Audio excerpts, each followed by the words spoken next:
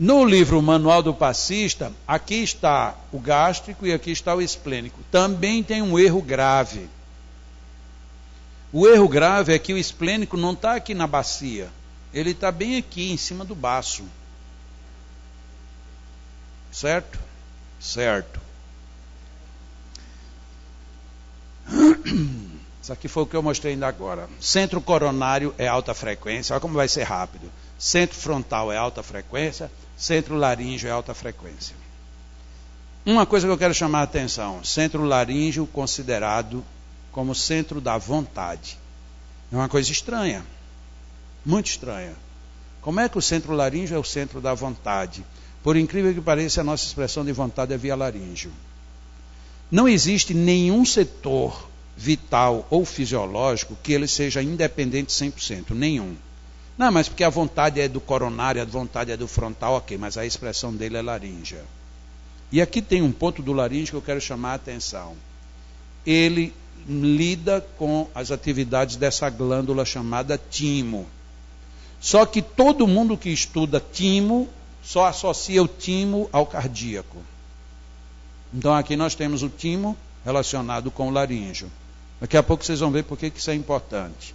Depois nós temos um centro intermediário. Coronário, frontal, laríngeo, alta frequência. Cardíaco, média frequência. Centro cardíaco relaciona-se com os sistemas nervosos simpático e parasimpático. Corresponde-se ainda com o timo. Laríngeo e cardíaco correspondem-se com o timo. Qual é a vantagem de eu saber disso? Imaginemos eu sou um magnetizador de pouca experiência e me cai na mão um paciente com problema cardiológico grave. Se eu for meter a mão na parte cardiológica, eu posso complicar. Como o timo ele tem conexão direta com o cardíaco, eu posso não ser eficiente no que eu vou fazer, mas eu não deixo o paciente sem assistência. Como? Eu atuo pelo laríngeo, direcionando o jato energético para o timo, e o timo distribui para o coração. Você consegue conter, reverter e até aliviar muito problema cardiológico via laríngeo. Já que você não sabe ou teme ou não consegue ter segurança de trabalhar um paciente cardíaco. Ou seja, são informações que às vezes a gente passa sem perceber e que são fundamentais na hora que está você e o paciente. Está você e o paciente, você vai fazer o quê? O paciente está com uma crise cardíaca. Você vai fazer o quê? Nada. Porque eu tenho medo de colocar a mão no coração e piorar. Imagina, você pega um cardíaco, você mete a mão no coração e ele começa a ter aceleramento de pulso cardíaco, você se apavora. Então venha pelo timo e deixe que o timo distribua. Mas eu entro no timo aonde? Pelo laríngeo. Como esta, tem muitas outras associações que se pode fazer nas nossas experiências magnéticas. Depois nós temos aqui 3 centros de baixa frequência. O gástrico, que fica aqui na região do alto do estômago. O esplênico, que fica aqui sobre o baço. E o genésico, que fica sobre a região da genitália. Quanto mais abaixo, mais denso. Portanto, dos 7 colocados por André Luiz, o mais denso é o genésico. E não é sem motivo. A natureza ela não faz nada por acaso. Quando nós precisamos entrar num processo de formação de um filho, apesar disso ser extremamente prazeroso, energeticamente é uma atividade que consome muito. Tanto que a gente vê, são milhões de espermatozoides para um fecundar. A gente poderia perguntar, então para que Deus foi em milhões? Bastava colocar um. Bom, bastava colocar um se a energética de um fosse suficiente. Não é. Tanto que quando algumas pessoas, alguns casais não conseguem engravidar, se faz um exame no homem de contagem de espermatozoides. Se ele tiver um número baixo, e esse número baixo está na casa dos milhares, ele não consegue engravidar mesmo. Não pode ser biológico. Por que não pode ser biológico? Porque se só um atravessa, se você tem 1000, já tem suficiente. O problema é que falta uma energética vital, que é usinada nesta região. Qual é o problema que a gente tem aqui? É um problema de não sabermos lidar psicológica e fisiológica e moralmente com essa zona. A gente não pode falar de genitália. De jeito nenhum. E aí a gente cria complicação. Porque tudo relativo ao sexo é pecado. E todo mundo usa o sexo de uma forma direta ou indireta, mas todo mundo usa. Então todo mundo começa a se sentir pecaminoso. Porque milenarmente a gente vem associando ao sexo o pecado. Eu estava olhando uma reportagem essa semana na internet e eu achei super curioso. Tinha um padre e um pastor falando sobre moral numa entrevista, num programa. E o quadro que tinha atrás dele era um quadro de uma escultura clássica de uma mulher nua. Que coisa, uma mulher nua, mas se for uma escultura clássica não tem nada demais. Mas se for uma mulher nua de hoje, não pode. Mas é a mesma mulher nua. Qual é a diferença? Porque a gente criou vínculos diferentes. Então o problema não é a mulher nua, é como a gente se relaciona com isso. O problema do sexo não é do sexo, é o nosso relacionamento com o sexo. A gente tem uma fonte energética aqui de uma potência monstruosamente grande.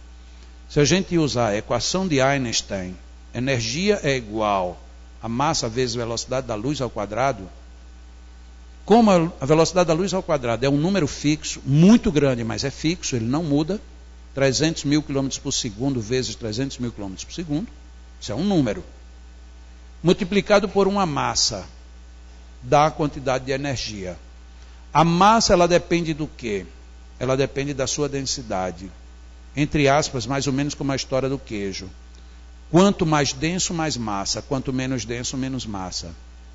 O mais denso é exatamente o que é produzido no genésico.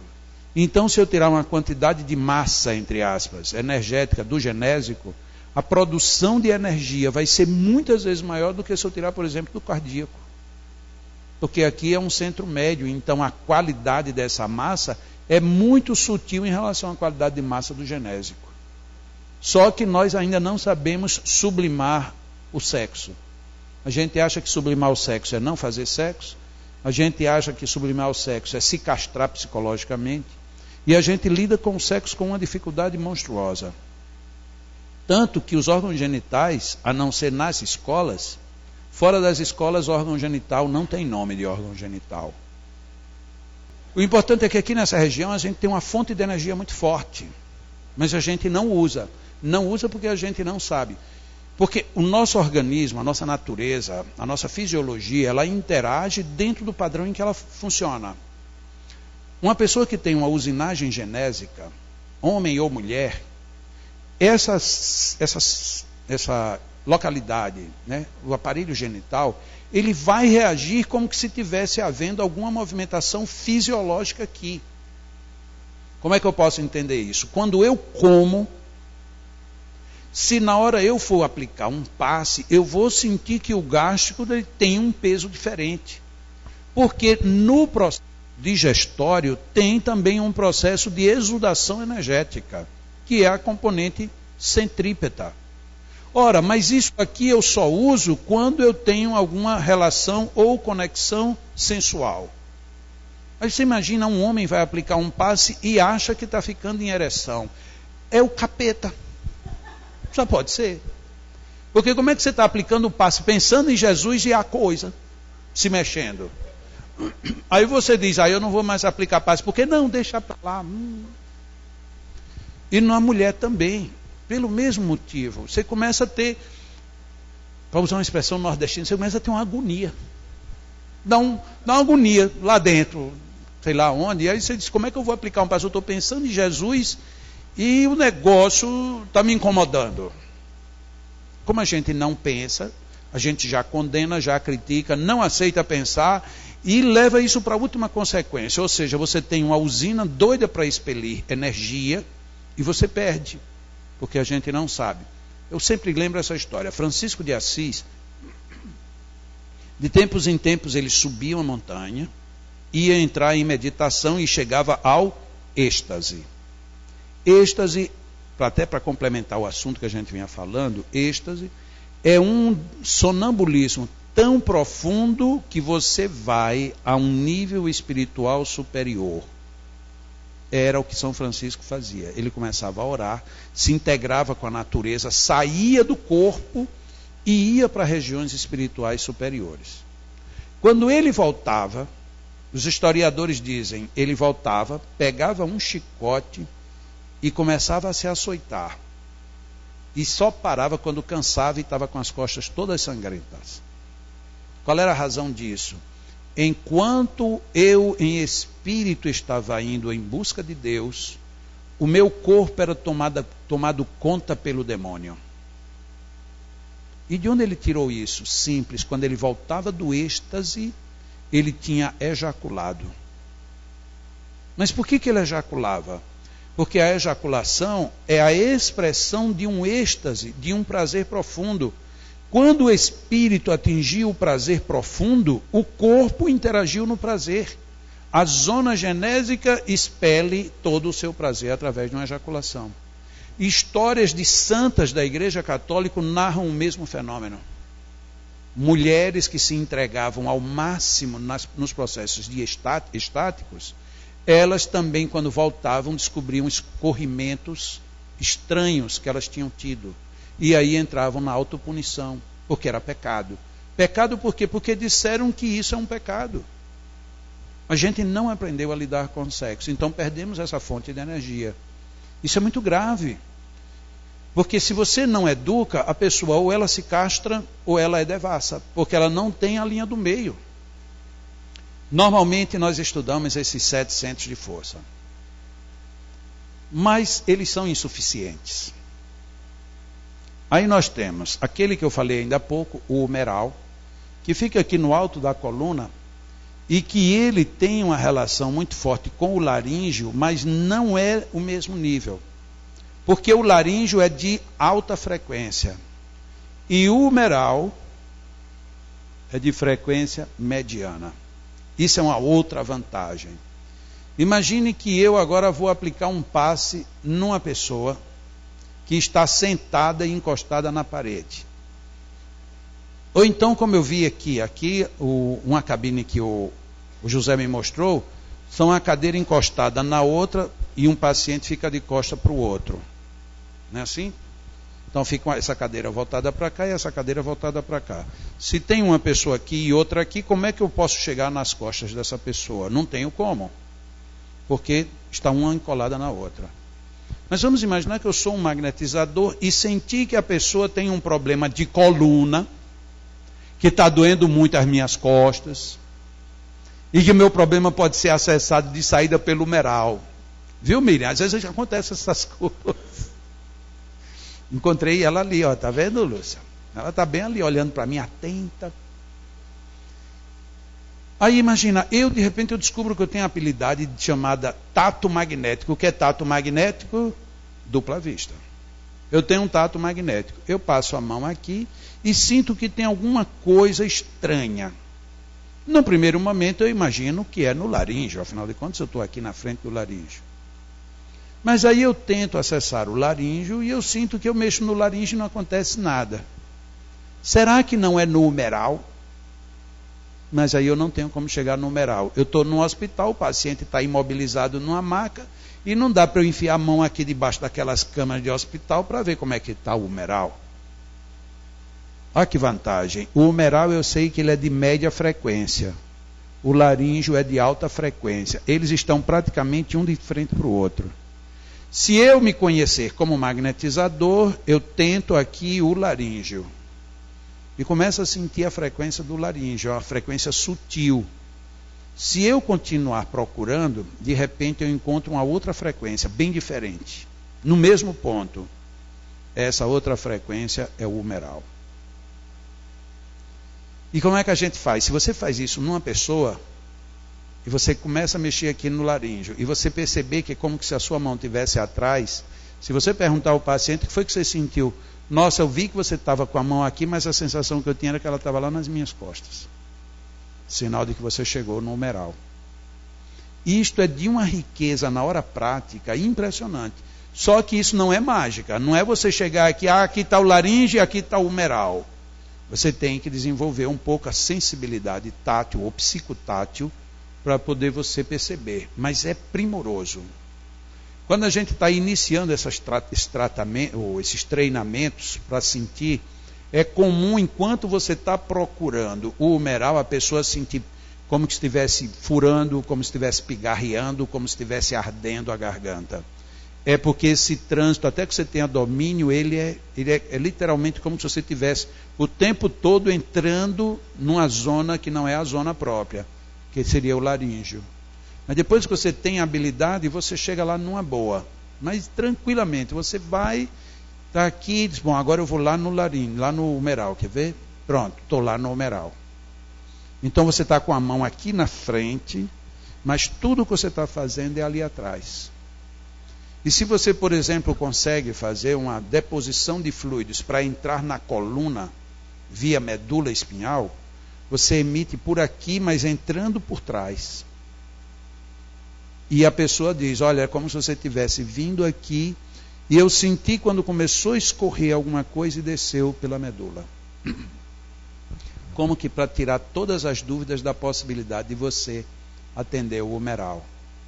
Um outro centro que está também muito pouco comentado, e do pouco que ele é comentado, ele não aborda a principal questão, é o básico. O centro básico fica aqui mais ou menos na altura do cóccix, no verso do corpo. A frequência dele é praticamente a frequência do genésico, que está aqui na frente. Isto nos impulsiona a gente perceber o que se esqueceu de se comentar no centro básico.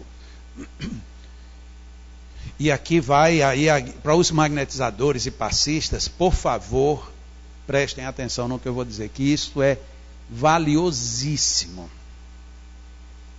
Nós aprendemos que os fluidos vão da cabeça para os pés. De repente, agora eu apontei 2 centros às costas, o básico e o humeral. Raciocinem comigo. Da cabeça para os pés é o que nós chamamos de fluxo. Aqui eu tenho o fluxo energético. Mas tudo que flui, reflui. Se existe um fluxo, depois que ele chega no genésico, vai para onde? Ele vai para o básico. E o básico desempenha agora uma função importantíssima, que se chama reconversão energética, ou reconversão fluídica. Essa energia chega aqui de baixa frequência, muito densa. Para fazer o refluxo, essa energia daqui agora vai precisar voltar para o coronário. Porque na natureza nada se perde, nada se cria, tudo se transforma. Então a energia precisa agora refluir para fechar o circuito. Então aqui eu tenho uma reconversão em que eu mando essa energia para o humeral em média frequência. O humeral reconverte e manda para o coronário em alta frequência. E aqui agora eu tenho uma pessoa com fluxo e refluxo. Só que quem foi que já pensou nisso numa prática magnética? Ninguém. E aí o que é que nós fazemos? Temos um paciente que a gente já trabalhou. Ah, mas eu usei tudo que foi técnica. Usei concentrado, usei dispersivo local, usei médio, usei muito calmante, lento, rápido, e fiz, e fui.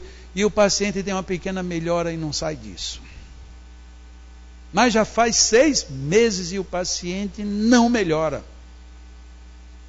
Eu estou trabalhando onde? Frontal, fluxo. Laríngeo, fluxo. Cardíaco, fluxo. Gástrico, esplênico, genésico, fluxo. Pergunta: e se o problema do paciente estiver no refluxo? A gente não sai do canto. Porque o problema não está no fluxo, o problema está no refluxo. Mas eu nunca nem pensei nisso, como era que eu ia fazer? Os magnetizadores pensaram sem falar, mas eles pensaram. Existe um grupo de enfermidade que na época dos magnetizadores clássicos, aí 200 e poucos anos, eles resolviam com 5, 6 sessões. Sessões longas, sessões aí de 1 hora cada uma. Então um dia depois 2 dias voltava. 5, 6 sessões eles resolviam. Que problema é esse? Epilepsia. Epilepsia, sim. E como é que eles resolviam a epilepsia? Eles faziam o convencional e no final chamavam o epiléptico, porque Messias está achando que eu só ia chamar ele. Pronto. Aí ele chamava o paciente fora da crise epiléptica, porque na crise ele não consegue ficar parado em pé. Então ele é um epilético.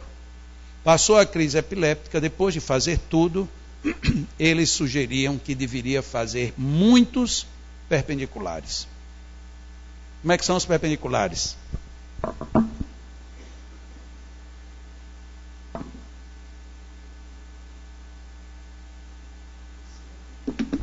Uma mão na frente e outra mão nas costas.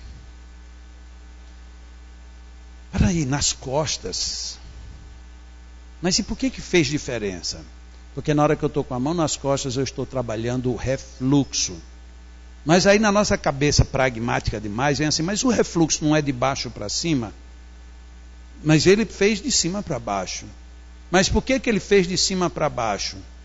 Porque a deposição magnética é sempre da alta para baixa frequência. Como assim? Aqui eu entendo, fluxo, da alta frequência para baixa frequência. Nas costas, a mesma coisa, porque a alta frequência está aqui em cima e a baixa está lá embaixo. Analogia que eu faço. O fluxo, eu estou com a caixa d'água e estou querendo abrir torneiras. Em qualquer lugar que eu abra, é força da gravidade. A caixa secou. Eu uso uma bomba. Como é que a bomba funciona? Recalcando, ou seja, pressiona a água para que ela, por pressão, suba. Você continua usando o mesmo sentido. Nossa, quer dizer que se curava de epilepsia sem gardenal, com magnetismo. Qual é a dedução que eu tiro? Epilepsia é uma doença de refluxo e não de fluxo. Por isso que a gente trabalha magneticamente e não resolve. Porque a gente não trabalha o refluxo. E chegamos num ponto que eu queria chegar. Quando a gente vai para a medicina oriental, aí a gente se depara com essas coisas. O mundo oriental tem muitas lições dando a gente de graça há muito, muito tempo. No campo de centros de força, então, é uma graça. Tem algumas coisas que a gente não entende, tem algumas coisas que a gente não concorda, e tem algumas coisas que a gente tem que pensar. O fato é que às costas nós temos centros de força. Só que aqui surgiu um centro chamado Meng-Men. Está aqui ele. Nas costas. Aqui nós temos um chakra das costas, como eles chamam, do cardíaco. Então seria o reverso de um cardíaco. Aqui nós temos o reverso do gástrico, que ele chama de solar. Aqui nós temos o reverso do esplênico. Aqui nós temos o Meng-Men. E aqui nós temos o chakra básico. E foi esse que nós vimos. É lógico que as pessoas podem pensar, bom, então fluxo vem para o básico e do básico sai direto para o humeral? Não, obviamente ele vem fazendo a reconversão em outros mini-centros ou em centros secundários. Nesses secundários tem este centro que é de uma importância vital, que é o Meng-Men. Este centro, de repente, foi quando se descobriu os vínculos da diabetes. Meng-Men é um centro que ele está, em termos pontuais, no inverso do umbigo. Então você olha para seu umbigo, exatamente na mesma direção tem um Meng-Men às costas. Este centro, ele tem uma capacidade esplendorosa de fazer as conexões com o esplênico e com o cardíaco. O esplênico administra pâncreas. O cardíaco administra hipertensão. Imagina, nós estamos trabalhando com o pâncreas o tempo inteiro querendo resolver diabetes e não conseguimos nada. E não foi hoje, sempre se quis trabalhar o diabetes no fluxo. Hoje a gente está tendo que repensar que provavelmente o diabetes é um problema de refluxo. Por isso que a gente não ia para canto nenhum. Não é fantástica essa ciência? Agora, ou a gente estuda, analisa, avança, ou isso a gente não vai ter uso nunca. E aí o pessoal lá da Flórida teve a ousadia de insertar a hipótese do men no meio espírita. Imagina que o meio espírita é altamente refratário. Até os centros de André Luiz, imagina agora você ainda considerar o Meral, básico, e o men. Ainda mais com esse nome, né? Imagina, você está trabalhando com o centro men. O quê? É esquisito, a gente não consegue processar a informação. Mas se você é um magnetizador e você começa a fazer, que eu não vou dizer como, porque seria precipitado da minha forma, do meu jeito. Mas se você começa a trabalhar básico, men, esplênico e cardíaco, e você começa a ver seu paciente tendo diminuição de quadro hipertensivo e tendo diminuição de necessidade de insulina ou diminuição dos remédios que você toma para fazer o controle da glicose, tem alguma coisa. Por isso que eu fiz questão de que a gente estivesse bem atento para esse momento. Porque não é fácil você ler e encontrar em algum lugar, mas de repente a gente pode ler e não perceber a importância dessa novidade. Novidade milenar. O men já é conhecido há quase 3.000 anos. Nós estamos em 2014 conhecendo pela primeira vez. E isso é péssimo. A gente tem tanto conhecimento perdido. Perdido por quê? Porque a gente não faz uso. E olha, agora vamos aqui para o simples. O bem simples. Eu muitas vezes não consigo tratar meu paciente porque eu só trato ele próximo. Muitas vezes eu não trato o meu paciente porque eu só trato ele com imposições. Muitas vezes eu não trato o meu paciente porque eu penso que só vai tudo até o genésico. Mas será que não vai até os pés também? Pode nem em todo caso precisar ir até os pés. Mas e se tiver algum caso que precisa? Um exemplo? Uma pessoa que normalmente as pessoas de mais idade e de sobrepeso têm edemas nas pernas. Como é que a gente pode trabalhar um edema nas pernas sem ir nas pernas? Ah, mas eu não vou trabalhar as pernas. Ok, não vai trabalhar nem vai resolver. No primeiro encontro mundial de magnetizadores, o pessoal da cidade de Itabuna, na Bahia, apresentou uma experiência que eles chamaram de TCM, Terapia da Circulação por Magnetismo. Qual foi a experiência deles? Eles pegaram a perna do paciente e descobriram, eles consideraram uma informação que também vem do Oriente. Nós temos um centro secundário na base do pé, que eles consideraram só o do calcanhar. Nós temos um no meio da panturrilha, temos um no joelho, por trás, tudo as costas.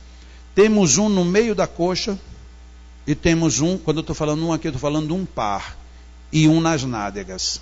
Centros secundários, não são centros primários. Nós temos centros secundários nas costas das pernas. E eles começaram a trabalhar inchaço de perna, retenção de excesso de líquido nas pernas, trabalhando em cima desses centros. Sabe o que aconteceu? As pernas começaram a secar. Os edemas começaram a se desfazer.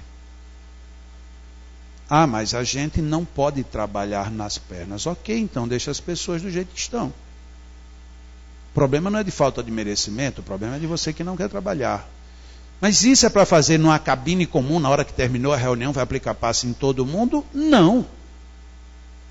Isso é um tratamento.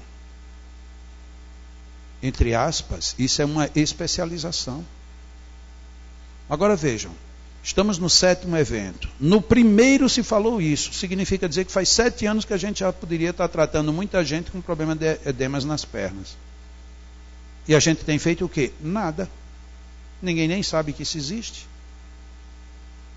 Ah, mas se eu soubesse, minha mãe, minha tia, meu pai. Pois é, se você soubesse, você já teria feito. Mas você não faz. No centro não pode fazer. Em casa você não pode fazer. Não existe uma literatura ainda sobre isso. Se você conhecer o Encontro Mundial de Magnetizadores e teve acesso ao material, você poderia pelo menos pensar. Mas quem é que vai pensar nisso? Nada, deixa para lá. Quantas coisas nós temos? Então tem casos que eu preciso trabalhar as pernas e os pés. Perto, médio e longe. E quando eu estou dizendo perto, médio e longe, por favor, não pensem perto, médio e longe. Não pensem assim. Pensem assim. Eu vou fazer mais alto para todo mundo visualizar. Perto, já estou no médio e agora eu estou no longe. Por quê? Porque o centro ele não emite uma zona, 2 e 3. Isto é contínuo. E muitas vezes o problema pode estar entre aquele ponto ideal médio e o ponto ideal de calmante. Se você só faz aqui e só faz aqui, se você encontrasse o ponto aqui, você faria com mais eficiência. Mas ninguém nunca nos disse isso. Exatamente, a gente escondeu de todo mundo o magnetismo. Aquela primeira parte de hoje de manhã foi para a gente perceber que Allan Kardec estava chamando a atenção para a gente do magnetismo o tempo inteiro e a gente não quis saber. Tá bom, então agora eu vou querer saber. Tá bom, então esqueça o essencial, mas se lembre, se você quer concentrar, mova lentamente ou faça a imposição. Eu quero concentrar calmante. Aqui, estou com imposição calmante. Eu quero fazer uma imposição média. Eu quero entre médio e calmante. Você vem se locomovendo. Você está fazendo uma imposição porque sua mão está parada.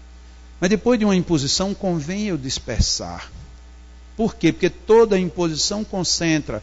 Pode ser que concentre demais. Na dúvida, então concentrei e disperso.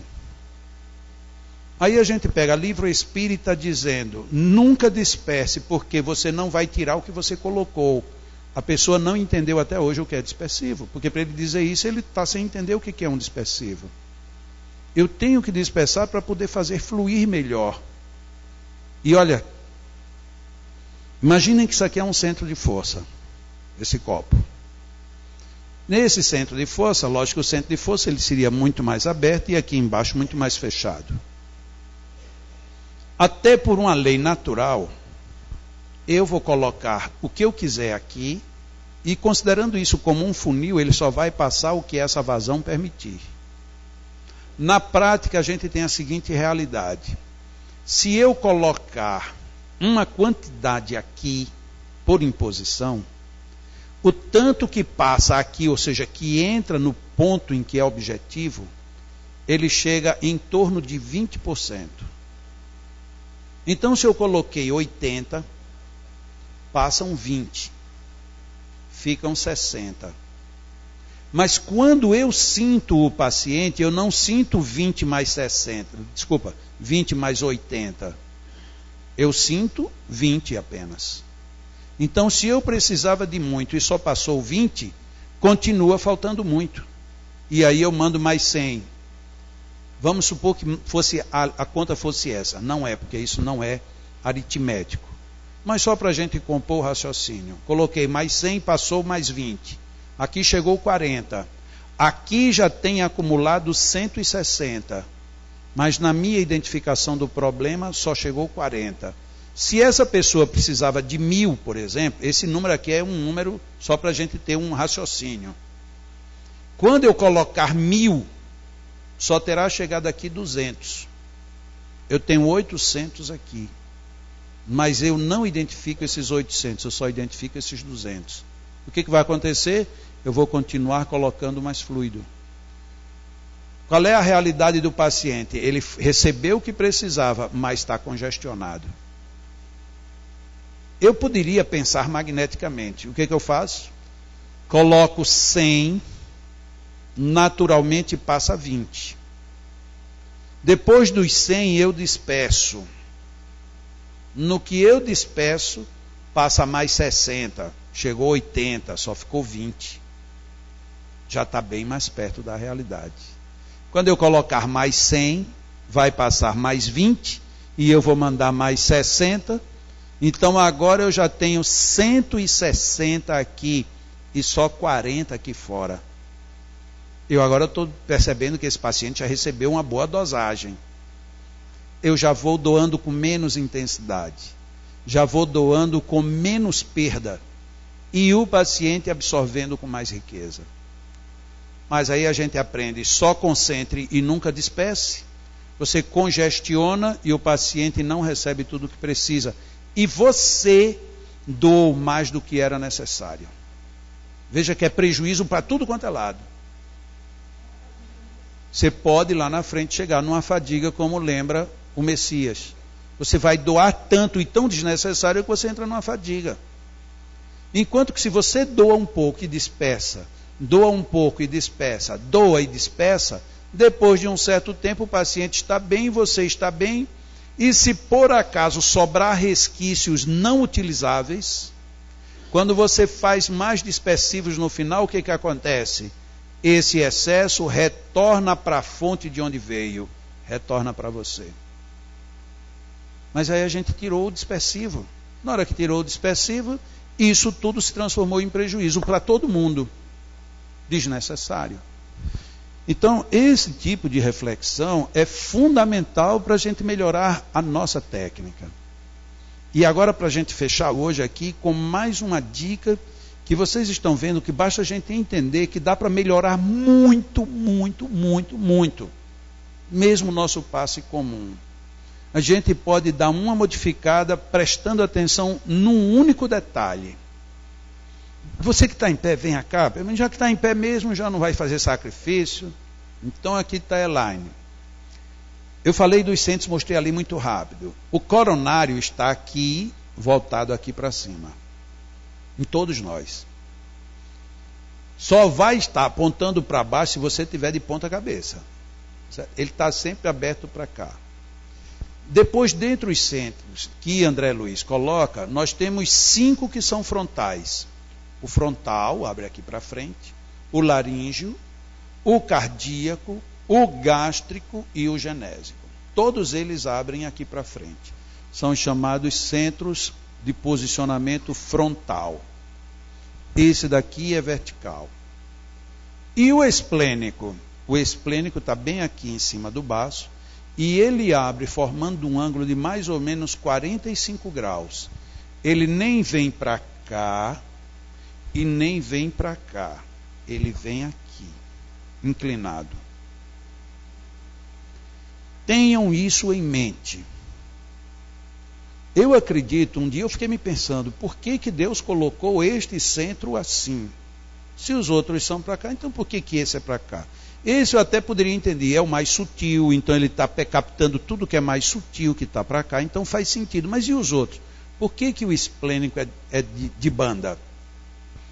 Depois de muito refletir, eu imaginei isso. Não sei se é por isso, porque eu nunca conversei com Deus a respeito. Eu quis perguntar, mas ele é muito exagerado, eu deixei para lá. Mas eu quis perguntar a ele por quê. Mas como ele não vai me responder, eu tive que pensar. E eu pensei o seguinte: todos esses centros, por serem frontais, eles recebem impactos frontais. Todos. E a maioria dos impactos energéticos que nós recebemos são frontais. É uma maioria frontal. O esplênico, em vez de ele estar de frente, ele estando inclinado, Qualquer impacto que vier, vai pegar ele como que resvalando. Ele não pega de uma forma em cheio. Para Deus ter colocado isso, isso é um mecanismo de defesa. E faz sentido, depois que a gente estuda o funcionamento do esplênico, cuidando do baço, do pâncreas, do fígado e dos rins, bom, isso são os filtros. Se você jogar tudo direto no filtro, pode ser que não dê tempo nem de filtrar. Então, o que quer que venha para o esplênico, ele vem meio que de lado. Se você quer atingir o esplênico mesmo, você tem que vir no ângulo em que ele está abrindo, para você atingir na plenitude. Se eu souber disso, e vamos imaginar, eu tenho na minha cabine de passe, o paciente fica em pé. Então eu posso fazer concentrados, ativantes, até calmantes, então a mão parada, ou muito lenta. Posso fazer dispersivos, tanto longitudinais como transversais, tanto próximo como distantes. Normalmente se faz um circuito de dispersivos, ou mesmo de concentrados, longitudinais. É uma prática muito comum. Nós estamos com o paciente aqui e fazemos a movimentação frontal. Eu vou fazer bem lento. Minha mão, pegou a partir do frontal, veio laríngeo, cardíaco, gástrico, genésico. Aí a pergunta, e o esplênico? Ele não recebeu a mesma solicitude. E o coronário? Às vezes não recebeu nenhuma. Agora imagine, se eu quero deixar esse paciente alinhado energeticamente, para alinhar energeticamente eu tenho que pegar os principais centros e colocá-los todos sob a mesma solicitude. Então eu teria que ter colocado o coronário e teria que ter colocado o esplênico. Então vamos imaginar que na nossa casa espírita eu vou fazer um passe para deixar a pessoa mais ou menos estabilizada. Eu tenho que me lembrar. Eu posso fazer o primeiro movimento que eu fiz? Posso. Só que eu tenho que prestar atenção, porque como eu tenho que fazer a mesma solicitude, eu tenho que colocar os centros no mesmo envolvimento. O mesmo envolvimento significa dizer na mesma distância e na mesma velocidade. Então, vamos que eu trabalhei ativantes. Eu vou dizer um número aqui, mas é só um número hipotético. Por favor, ninguém vá dizer depois que eu disse que são 5 ou 8 ou 300 vezes. Não. Mas vamos imaginar que eu fiz 3 vezes. 1, 2 e 3. Nessa velocidade, está me devendo o esplênico, 1, 2 e 3. E está devendo o coronário também. 1, 2 e 3. Mesma distância, mesma velocidade. Esse paciente tem grande possibilidade de se sentir em harmonia. Não só com 3, mas com a quantidade que for necessária. À medida que eu tenho experiência, eu posso diminuir as independências. E aí eu já nem precisaria contar. Eu poderia vir com a mão esquerda fazendo esses frontais. E com a mão direita eu faria o esplênico.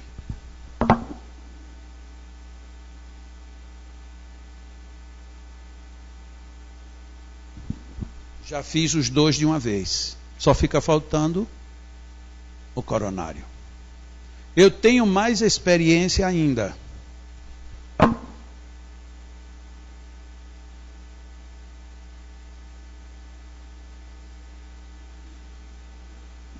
Eu já estou envolvendo todos de uma vez só. Os cuidados que eu tenho que ter. Como eu estou em movimento aqui eu também tenho que estar em movimento. Então, quando a minha mão entrar aqui, ela já entra em movimento. Porque tem algumas pessoas, quando estão iniciando, na dúvida, elas fazem assim. Que você ficou parado aqui, você concentrou. Então, você tem que ter a habilidade, se você quer fazer de um jato só, você tem que chegar aqui, a mão já vem no movimento que você vai dar. Se for rápido, rápido. Se for lento, lento. E o mesmo para o esplênico. Isso só fica mais difícil quando você vai fazer com o paciente em pé e você vai fazer calmante. Imagina que eu vou fazer aqui nessa distância. Para eu trabalhar o coronário, pegar de uma vez, eu teria que vir aqui e me afastar e fazer isso. Eu deixaria o esplênico de fora. Nesses casos, talvez seja melhor, eu faço aqui, e posso até fazer simultaneamente o esplênico, e aí depois vou só lá no coronário e faço só o coronário. O magnetismo nos permite subdividir as ações.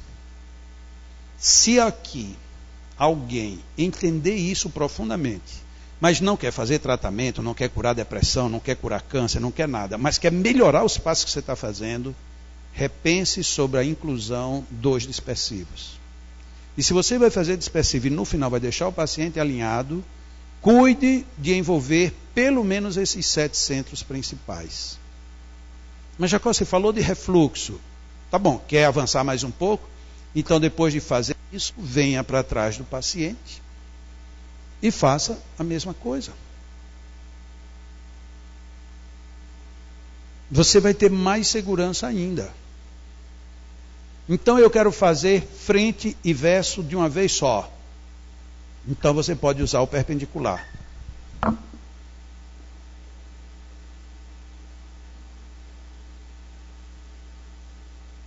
E o esplênico?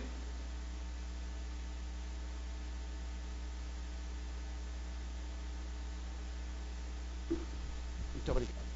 Vocês vão ver que nível de qualidade a gente alcança apenas com essas pequenas adaptações. Eu estou fazendo com ela em pé, porque era a forma mais comum de mostrar, mas isso você pode fazer com o paciente deitado, com o paciente sentado. Só que com o paciente sentado a gente tem alguns inconvenientes. Por exemplo, eu tenho um paciente aqui sentado. Eu aprendi que a gente não deve arrastar a cadeira fazendo zoada, mas o que é que eu posso fazer se eu esqueço o que eu aprendo? O que eu posso fazer aqui? Eu posso me posicionar não de frente, porque de frente vai ser complicado. Eu vou vir e vou vir. Talvez se eu ficar nessa posição seja mais fácil.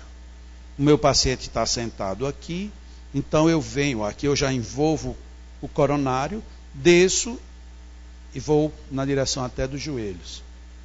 Qual é o inconveniente? É porque quando a pessoa está sentada, o genésico, o gástrico e o esplênico ficam muito próximos. E às vezes a gente perde um pouco de precisão de movimentos. É um detalhe para você aprender e prestar atenção à medida que você vai crescendo na prática. Mas é perfeitamente possível. E depois o esplênico, você vira um pouco e pega o esplênico. Lá na Flórida, eles desenvolveram um perpendicular que é uma verdadeira aeróbica, mas é perfeitamente funcional. Eu vou pedir uma pessoa aqui para sentar. Pronto. Eu não quero mais homem aqui não, homem já chega. Já teve homem demais aqui hoje. Até Júlio olhou para mim, mas eu não vou chamar Júlio também não. Pode ficar aí, Júlio. Então, eu vou explicar e depois para fazer eu tenho que soltar o microfone, tá? Já que aquele microfone de lapela, ele não se deu bem comigo. Porque é bom, aquele microfone é bom, mas às vezes a gente tem um problema magnético. Eu sou um magnetizador chato com aparelhos elétricos e eletrônicos. O que eles fizeram? Porque lá, quando eles desenvolveram isso, desenvolveram por pura necessidade. Eles tinham uma sala pequena, que não dava para pôr maca, e eles tinham muitos pacientes em terapia. E eles colocavam 7 pessoas dentro daquele espaço mínimo, que é um espaço, por exemplo, em cima desse palco, era como de lá da parede até mais ou menos aqui. É mais ou menos esse o espaço que eles tinham. Para colocar 7 cadeiras, para se fazer de tudo, fazer passe próximo, se afastar. Enquanto eu estou aplicando o passe, um terminou, ele sai para entrar um outro paciente. Então tinha que ser muito bem estudado o espaço. E quando chegava na hora do perpendicular, era um problema também.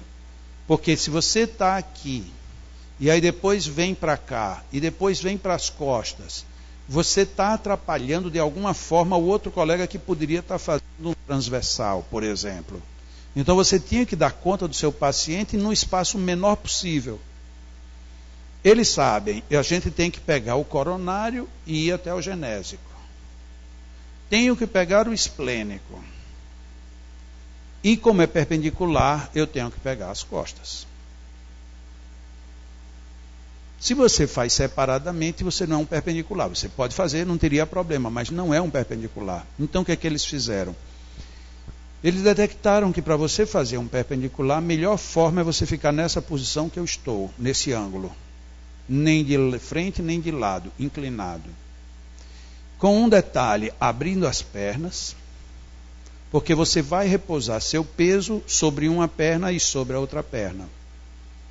Então eles faziam os frontais e os dorsais, e no outro momento fazia envolvendo o esplênico.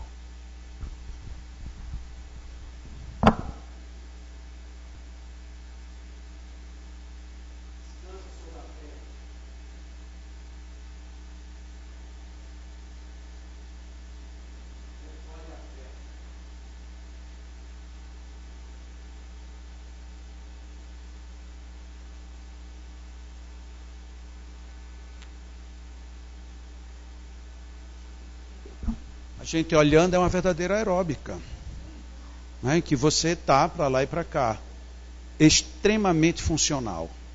Ou seja, nós temos liberdade de movimentos, de fazer, de buscar. Agora a gente tem que saber o que a gente quer, o que a gente dispõe, para que direção nós estamos querendo ir. Eles não tinham espaço, mas precisavam fazer. No final, eles inclusive fazem a dispersão nos membros inferiores, todos eles. É o único momento em que eles vêm para frente, uns ficam de cócoras e outros de joelhos, para poder trabalhar as pernas. Aí às vezes as pessoas perguntam, para esse tratamento não é melhor numa maca? Muito melhor. Você ter um paciente numa maca é ideal para você fazer quase tudo. O único momento numa maca que você vai ter necessidade é na hora dos perpendiculares. Aí põe ele em pé e resolve. Lá na nossa instituição, os passes de tratamento são a maioria dos pacientes deitados. Eles se deitam na maca, a gente faz tudo, quando chega no final, precisa fazer perpendicular e ele fica em pé.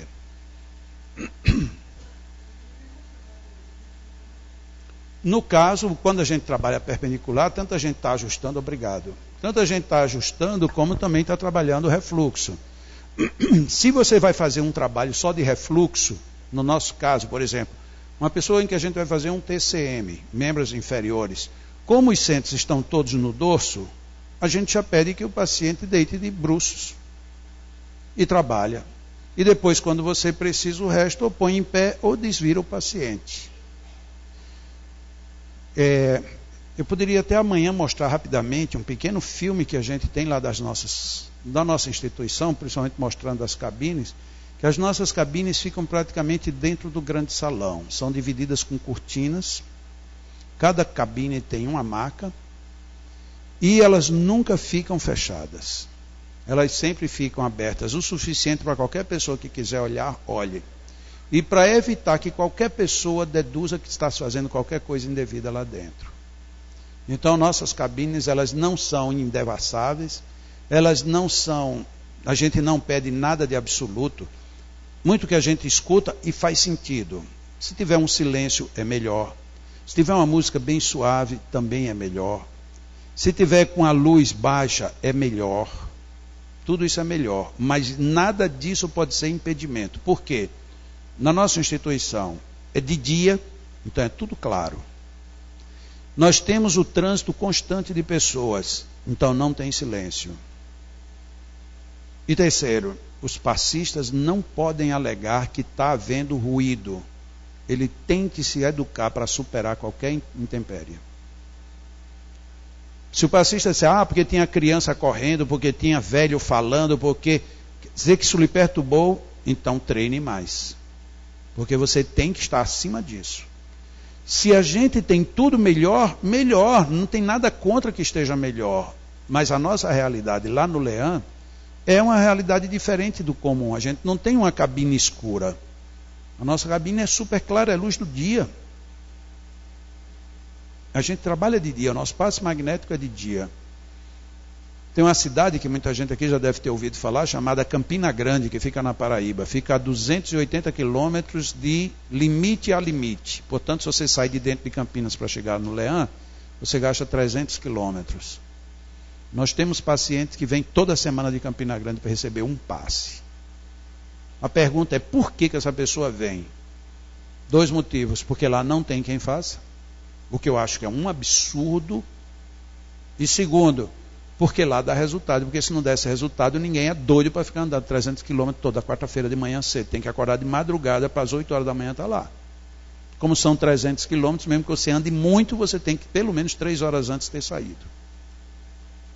Como é que essas pessoas vão atrás de receber um passe, e depois ir embora, andar 600 quilômetros?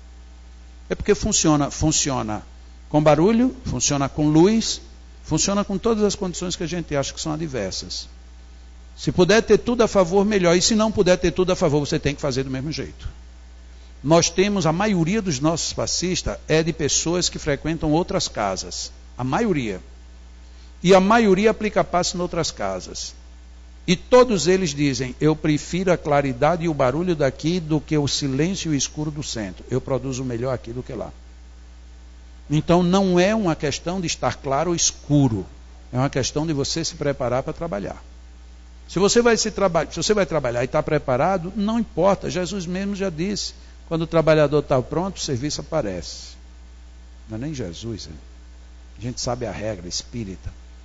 Então, está pronto? Se você está pronto, a gente vai fazer. Não, mas está muito difícil, tá? Então é complicado. Resumo da ópera. Pensem no Meng-Men. Pensem no refluxo. Pensem nos calmantes.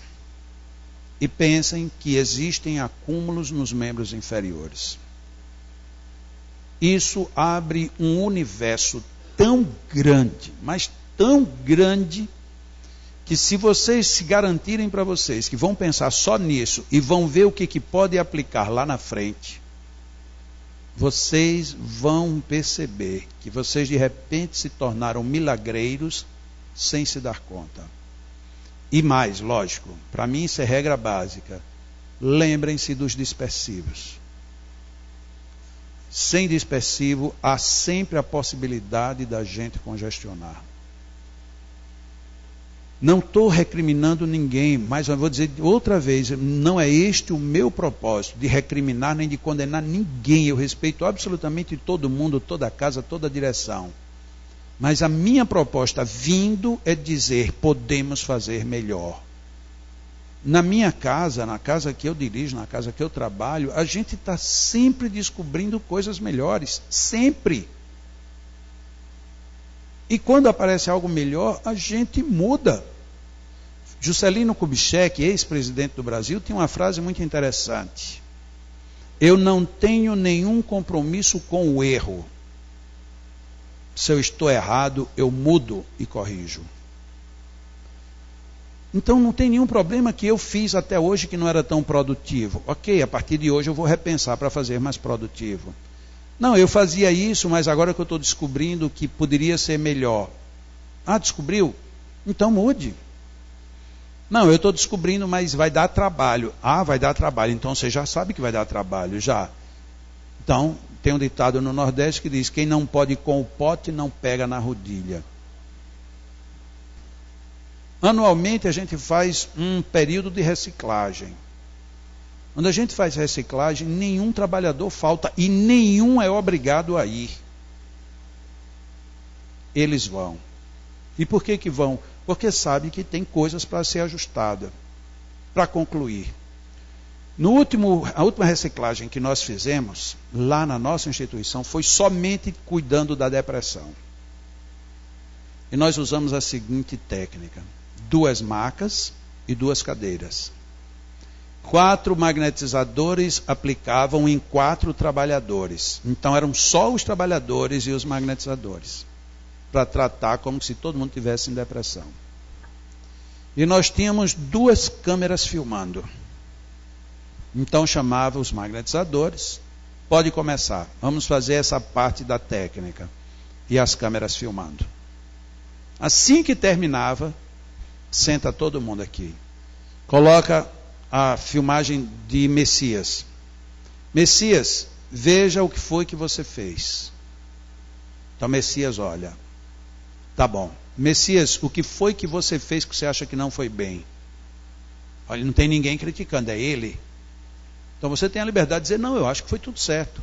Todos, sem exceção, disseram, não, eu estou muito lento, eu estou vendo que a minha mão está escapando, eu estou vendo isso. Isso é o que você observou de você mesmo, Tem mais alguma coisa? Não. Vocês, o que é que vocês viram aqui que ele não mencionou e que está errado? Acabou o milindre de todo mundo. O outro, agora é você. Vamos projetar o que você fez agora. Não foi editado o filme, tá ali, terminou de filmar agora. Passa o que você fez. Veja o que é que você fez errado. E todo mundo agora diz o que acha ainda que poderia ter sido melhorado. Terminou os 4, vem mais 4 e mais 4. Repete-se. A gente poderia dizer, os últimos estão na vantagem. Estariam, se estivessem fazendo tudo certo. Mas agora a gente tem a inclemência de uma câmera filmando. E aí você olha e você mesmo diz, não, eu não acredito que eu estou fazendo isso. Essa expressão foi uma das mais comuns. Eu não acredito que eu fiz isso. Pois é, você fez, está aí. Todo mundo viu e você está vendo. Meu Deus, se eu não tivesse visto, eu não acreditava. Ou seja, nós treinamos com a gente mesmo. E aí a gente vê que é o nosso defeito. E aí, a partir desse momento, você viu o seu defeito, os outros viram o seu defeito, e todo mundo comentou, a partir daqui, em vez de eu achar que você está me derrubando, eu vou descobrir que você está me ajudando. Aí o que é que a gente tem? Um ganho. A gente tem um ganho que acaba com melindre, e a gente tem um ganho que melhora a qualidade geral.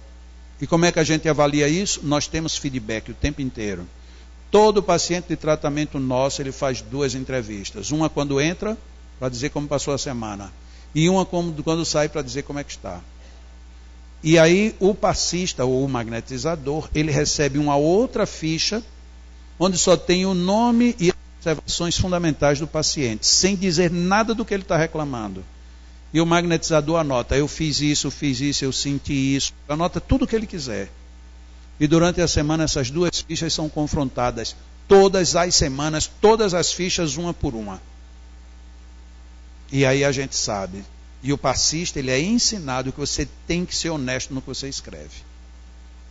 Um dia, uma paciente me telefonou numa quinta-feira à noite dizendo que estava muito mal. Que tinha saído bem, mas no meio do caminho passou mal e de noite estava muito mal.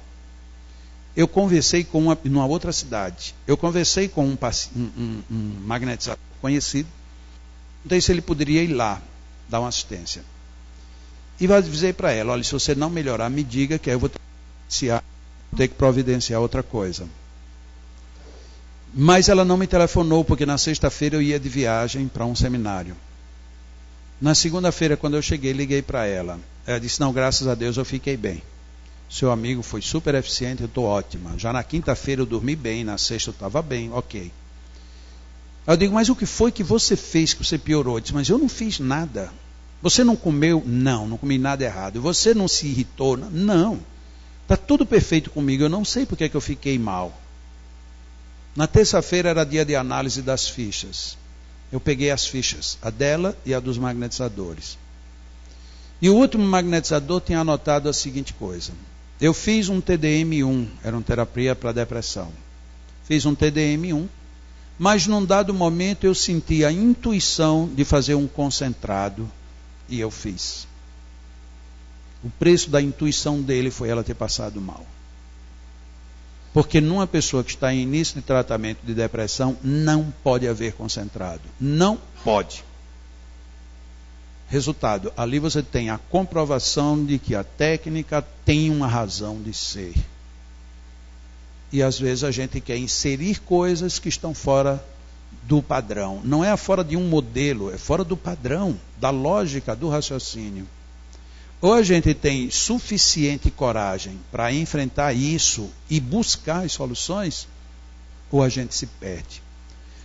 Amanhã de manhã, se vocês fizeram anotações de perguntas, tragam, que logo cedo eu vou começar respondendo as que der para responder. No segundo momento, aí a gente vai falar sobre a depressão e eu vou demonstrar mais ou menos como é que a gente faz para a terapia da depressão.